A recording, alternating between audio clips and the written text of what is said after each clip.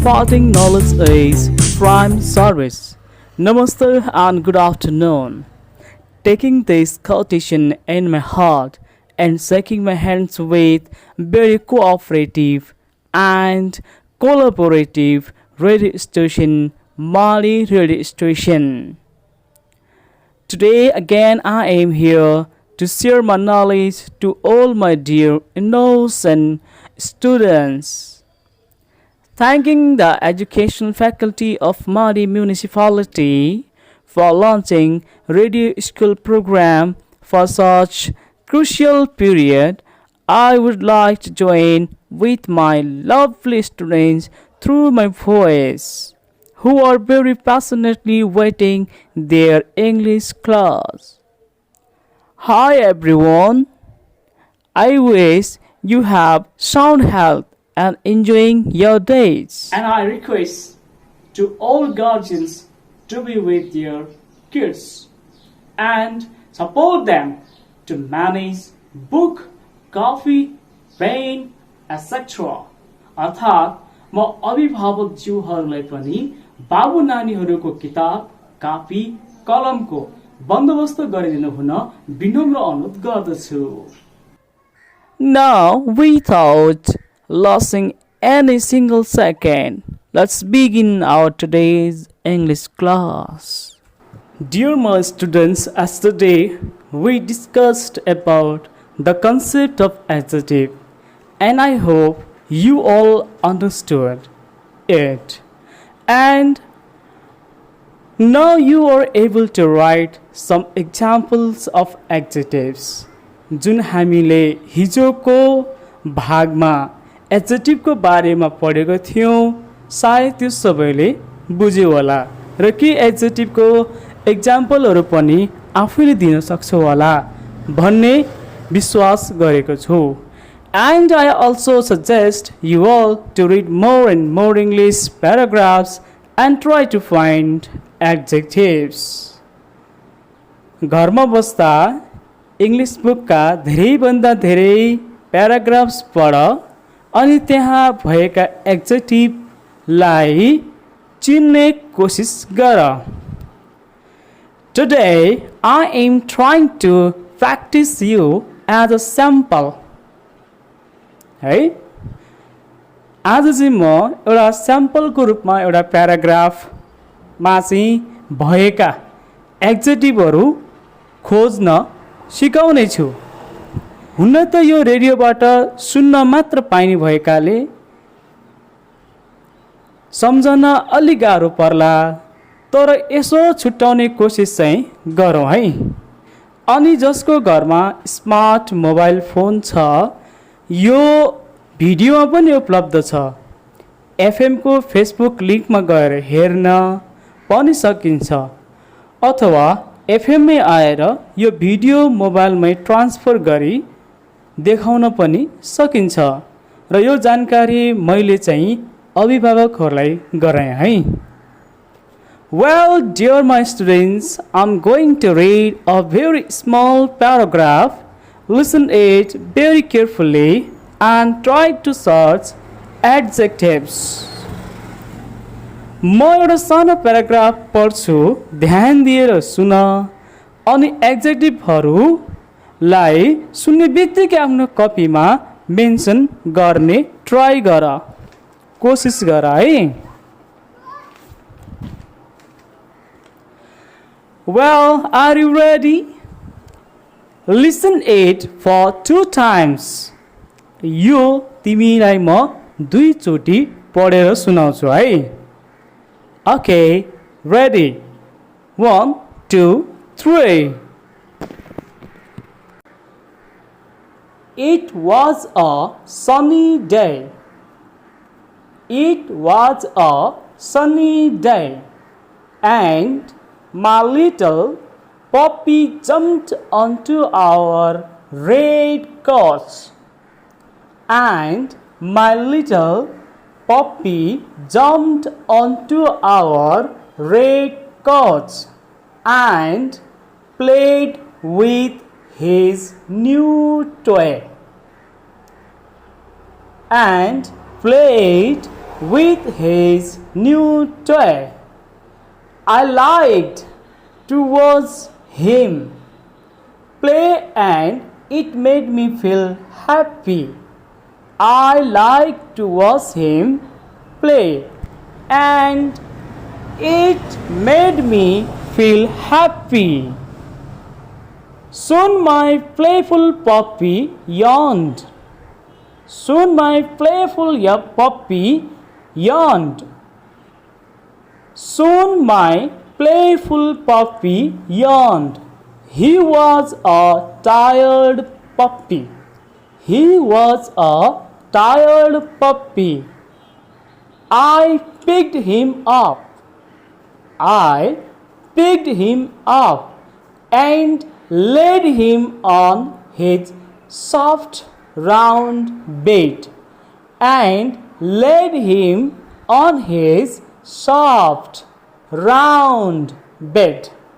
Soon my sleepy puppy was snoring away. Soon my sleepy puppy was snoring away. Please listen it once again. यसलाई फेरि सुनाए and try to catch the adjective words. र अनि एडजेक्टिभलाई चाहिँ कपीमा catch गर्ने अथवा लेख्ने मेन्सन गर्ने है सकेसम्म. It was a sunny day. It was a sunny day and my little puppy jumped onto our red couch. And my little puppy jumped onto our red couch and played with his new toy. And played with his new toy. I liked to watch him play and it made me feel happy. I liked to watch him play and it made me feel happy. Soon my playful puppy yawned. Soon my playful puppy yawned. Soon my playful puppy yawned. He was a tired puppy. He was a tired puppy. I picked him up. I picked him up and laid him on his soft round bed and laid him on his soft round bed. Soon my sleepy puppy was snoring away. Soon my sleepy puppy was snoring away. I hope you easily can write some adjective. मलाई आशा छ कि तिमीले के एडजेक्टिभहरु आफ्नो कपीमा लेख्यौ होला. How many adjectives you find and write? कतिवटा एडजेक्टिभहरु चाहिँ तिमीले थाहा पायौ र लेख्यौ नि. Okay, let's check. यसो आफूले लेखेको एडजेक्टिभहरु पढ्यो कि पढेन सुन्नु है. Now I am going to tell you some adjectives that are in paragraph. अब यो प्याराग्राफमा भएको के एडजेक्टिभहरु चाहिँ म यहाँ भन्न गइरहेको छु. कतै तिमीले लेख्यौ कि लेखेनौ यसो विचार गर ल. The adjectives are sunny, little, red, new, happy, soft, round, sleepy, and etc. Well, dear my lovely students, I hope you are enjoying and you have more interest to go ahead. होइन त फेरि पढ्ने है. We will read again. Now I am going to explain you all about the degrees of adjectives. अब चाहिँ हामी एडजेक्टिभका डिग्रीहरूका बारेमा छलफल गर्न गइरहेका छौं. Listen to me very carefully and try to give your full attention. As I say, we are going to discuss about the degrees of adjectives.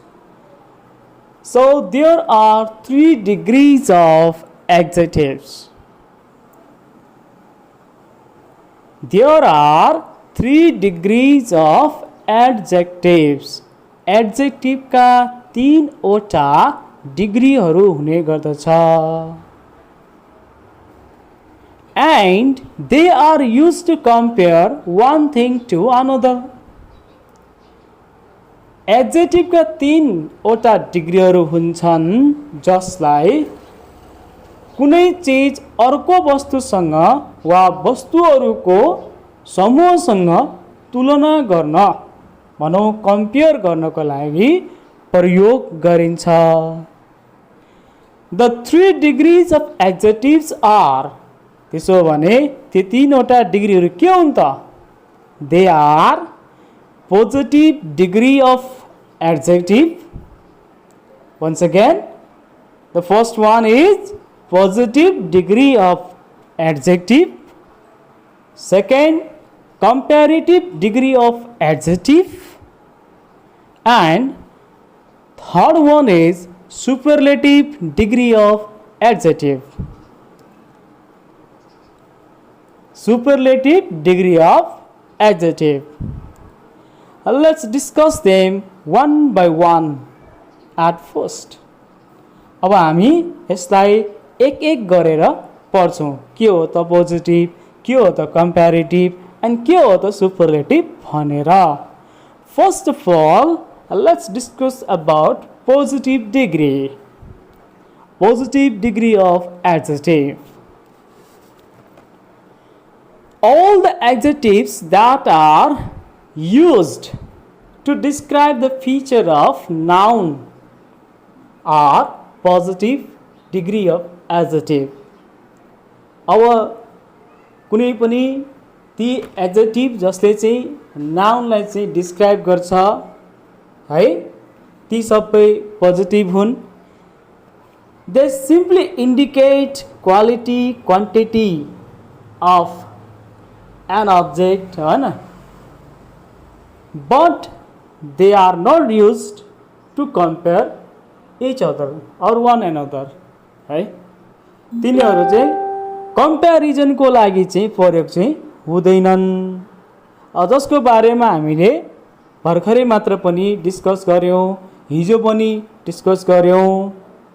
जस्तै for example tall, short, good, beautiful, fat, यस्ता यी वर्डहरू है, they are positive degree of adjective. तिनीहरू के हुन् त? Positive degree of adjective हुन्. Ram is a tall boy. Sita is a beautiful girl. He is a good student. Hari is a short boy. Like this way, positive degree of adjective just describes the feature of object, person, etc. Now, the second type of degree of adjective is comparative degree of adjective. अब दोस्रो चाहिँ के हो त? Comparative degree of adjective. COMPARATIVE P-A-R-A-T-I-V-E,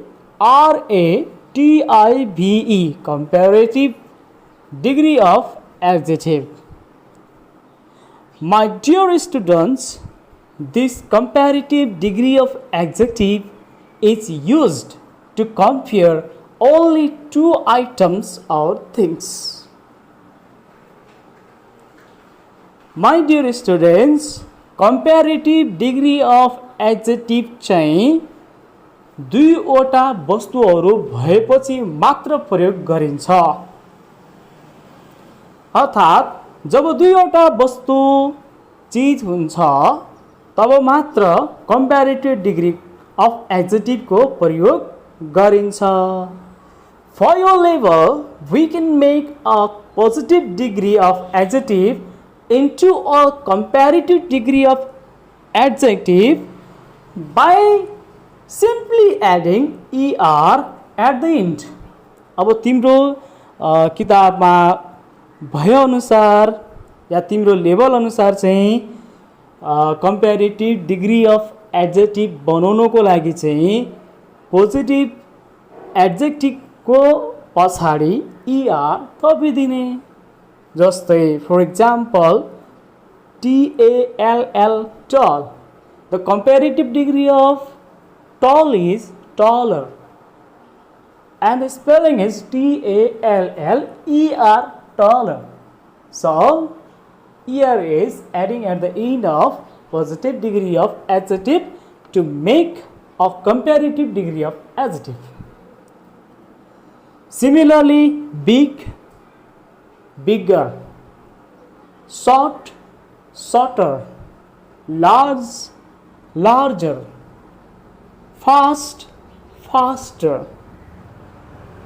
And my dear students, with comparative degree of adjective, we always use than. Comparative degree of adjective सँग हामीले जहिले पनि THAN than को प्रयोग गर्नुपर्छ। अर्थात् THAN than भयो भने comparative degree हुनुपर्छ। comparative degree भयो भने THAN than त्यहाँ हुनुपर्छ। For example, let's compare cat and dog. Suppose there are cat and dog. यहाँ हामीले cat र dog लाई compare गरौँ। अब dog cat भन्दा के हुन्छ त? Big हुन्छ, हैन? Bigger हुन्छ, ठुलो हुन्छ। त्यसैलाई भन्नु पर्यो भने अब dog is bigger than cat. Dog is bigger than cat. Cat भन्दा dog bigger छ। यहाँ cat एउटा dog एउटा दुईवटा भयो र दुईवटालाई कम्पेयर गर्दाखेरि कम्पेरिटिभ डिग्रीको प्रयोग गर्यौं। सिमिलरली अनदर एक्जाम्पल लियौं, हर्स एलिफेन्ट। एकातिर हर्स छ अर्कोतिर एलिफेन्ट छ। अब हर्स र एलिफेन्टलाई कम्पेयर गरौँ फास्टसँग, छिटोसँग। कुन चाहिँ अलि बढी छिटो हुन्छ त भन्दा horse is faster than elephant. Horse is faster than elephant. And similarly, let's discuss another example. Ram and Hari. Ram र हरि बीचको कम्प्यारिजन गरौँ है त। राम र हरिलाई राम अलिकति के छ त हरि भन्दा अग्लो छ। राम हरि भन्दा केही अग्लो छ। हो यसैलाई in English when you are saying, then you have to say, you have to tell or you have to describe like this way. Ram is taller than Hari. In English you must say Ram is taller than Hari. अब हरि भन्दा राम अग्लो छ भन्नु पर्यो भने यसरी भन्नु पर्ने भयो, भन्दा अग्लो। That's than. Than means भन्दा।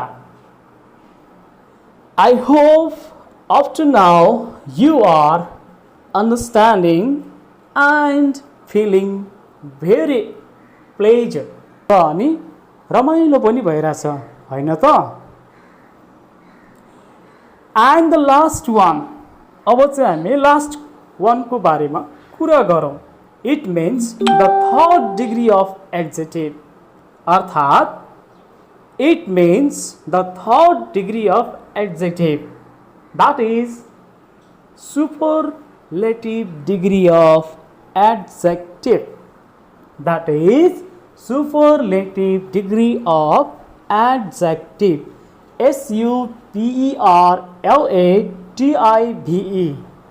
superlative superlative degree of adjective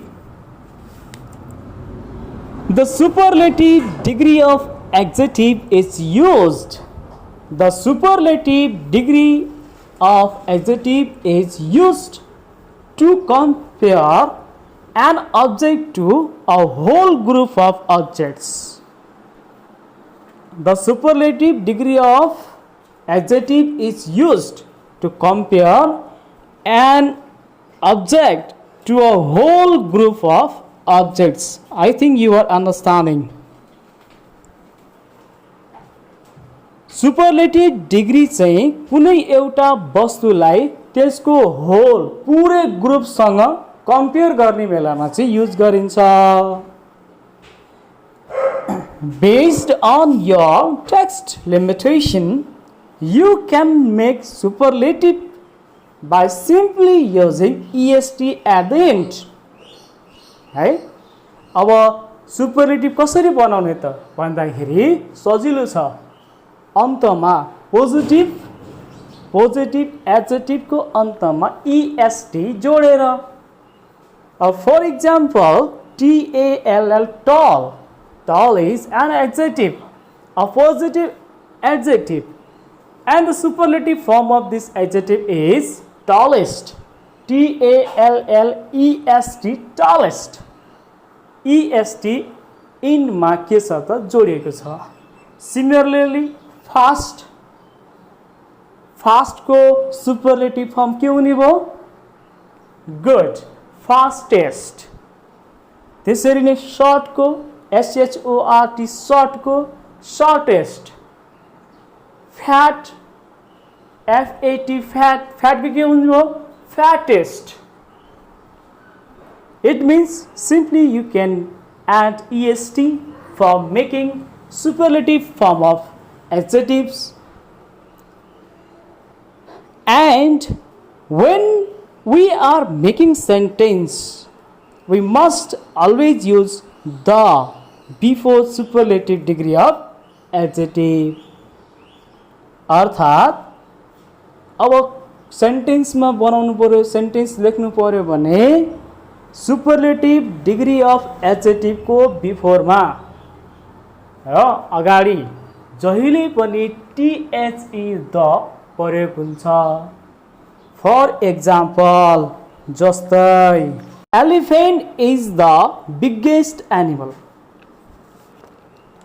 elephant is the biggest animal the biggest similarly Ramesh is the tallest boy in our class सबैभन्दा भन्ने अर्थ लाग्छ है बिगेस्ट सबैभन्दा ठुलो टल्लेस्ट सबैभन्दा अग्लो त्यसरी नै Mount Everest is the highest mountain in the world अब हाम्रो सगरमाथा संसारकै सबभन्दा अग्लो हो कि होइन so when you are describing this into English then you have to say like this way अब हामीले कसरी भन्नुपर्छ इङ्ग्लिसमा Mount Everest is the highest mountain in the world. Dear my students, it's time to summarize today's session. Today we specially discuss about the degrees of adjective. हैन त आज हामीले degree of adjective पढ्यौं and in very short we can make these 3 degrees in this way. अब हामीले चाहिँ सर्टकटमा 3 वटै डिग्रीलाई चाहिँ यसरी practice गर्न सक्छौं. फर एक्जाम्पल टल कम्पेरेटिभ के हुन्छ टलर, सुपरलेटिभ टलेस्ट, टल, टलर, टलेस्ट। त्यसै गरी similarly fast, faster, fastest. Similarly, large, larger, largest. Well, dear my students, I hope you enjoyed my class today. Let's be ready for listening your homework. Obviously, homework time. I'm going to tell you some adjectives. I'm going to adjectives दिन गइरहेको छु. Please be ready with your pen and copy to write them. I'm going to tell you some adjectives.